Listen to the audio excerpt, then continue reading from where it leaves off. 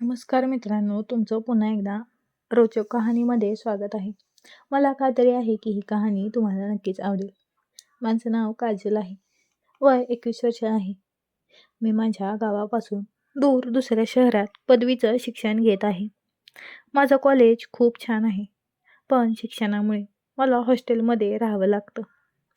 माझे बाबा माझ्या प्रत्येक लागणाऱ्या गोष्टीची काळजी घेतात आणि वेळोवेळी माझ्या खात्यात पैसे पाठवतात, जेणेकरून मला कशाचीही कमतरता भासू नये. सध्या माझी परीक्षा सुरू होती आणि मी पूर्णपणे मन लावून अभ्यास करत होते. चांगले गुण मिळवावेत म्हणून दिवस रात्र मेहनत घेत होते. सलग 10 दिवस परीक्षा दिल्यानंतर शेवटी माझे पेपर संपले आणि आता मला थोडं हलकं वाटू लागलं.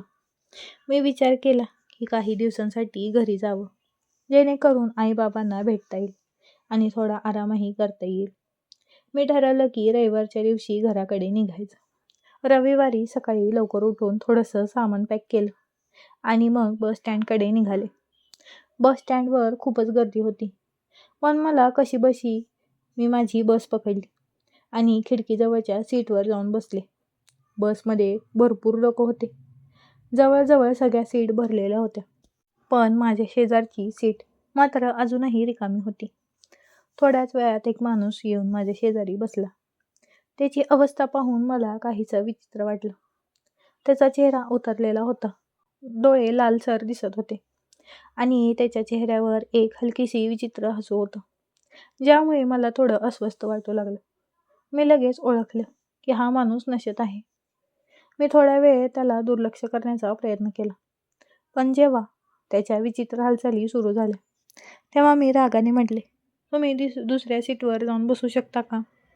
तो माझ्याकडे रोखून बघत हसला आणि म्हणाला, जर तुला त्रास होत असेल तर तू सीट बदलून बस. मी इकडे तिकडे पाहू लागले. कुठे दुसरी रिकामी सीट आहे का? पण संपूर्ण बस गर्दीने भरलेली होती. माझी मजबुरी होती की मला याच सीटवर बसावे लागणार होते. मी विचार केला की लवकरच माझा प्रवास संपावा आणि मी घरी पोचावे. थोड्या वेळाने मी पाहिलं तर तो माणूस डुलक्या घेऊ लागला होता. त्याला झोपताना पाहून मी थोडीशी निर्धास्त झाले आणि खिडकीतून बाहेर पाहू लागले.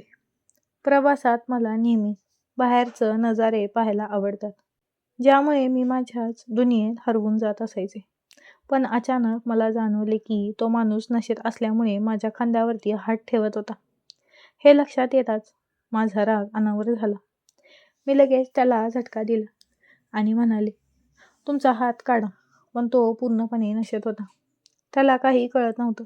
मी वारंवार त्याला सांगत होते, पण तो ऐकतच नव्हता. हळूहळू माझा खांदा दुखायला लागला आणि माझा राग वाढू लागला. मला काही समजत नव्हते काय करावे. मी तात्काळ कंडक्टरला हाक मारली आणि जोरात सांगितलं, हा माणूस माझ्या खांद्यावरती हात ठेवत आहे आणि मी त्याला काढायला सांगत आहे, पण तो ऐकतच नाही.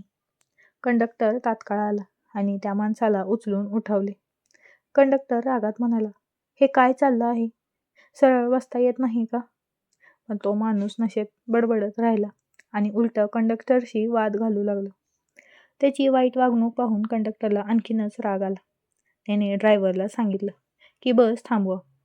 जशीच बस थांबली, कंडक्टर आणि काही सहयात्री त्याला ओढत ओढत बसमधून बाहेर काढू लागले. तो नशेत ओरडत होता, पण कुणीही त्याचं ऐकलं नाही. अखेर तो माणूस बसमधून खाली उतरल्यावर मला एक प्रकारचा आराम मिळाला. आता मी कोणत्याही त्रासाशिवाय आपला प्रवास सुरू ठेवू शकते. मी एक निवांत श्वास घेतला आणि खिडकीतून बाहेर पाहता प्रवासाचा आनंद घेत राहिले.